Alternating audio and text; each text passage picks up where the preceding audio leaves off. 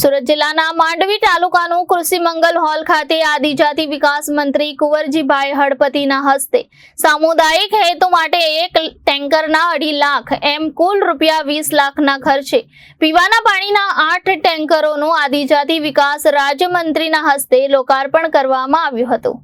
મંત્રી કુંવરજીભાઈએ લોકોની સુવિધા માટે પોતાની 2023-24ની ધારાસભ્ય અનુદાન રાશિમાંથી માંડવી તાલુકાની પરવટ, ખોડ આંબા, ફળી, તરસાડા, ખુર્દ, આંબા, વરેલી, નંદપોર, ધરમપુર ગ્રામ પંચાયતને પાણીના ટેન્કર ફાળવ્યા છે।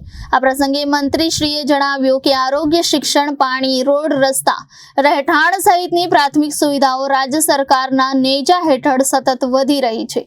ગુજરાતનો વિકાસ દેશમાં મોડલ સમાન બન્યો છે, ત્યારે વિકાસની સાથોસાથ સમાજમાં સુખાકારી વધે તે પણ જરૂરી છે। એટલે જ ભારતનું ગામડું સમૃદ્ધ બને તો દેશ સમૃદ્ધ બને તે દિશામાં રાજ્ય સરકાર અને કેન્દ્ર સરકારે શિક્ષણ, આરોગ્ય અને માર્ગ સહિત જીવન જરૂરિયાતની અનેક વિકાસલક્ષી યોજનાઓ અમલી બનાવી છે।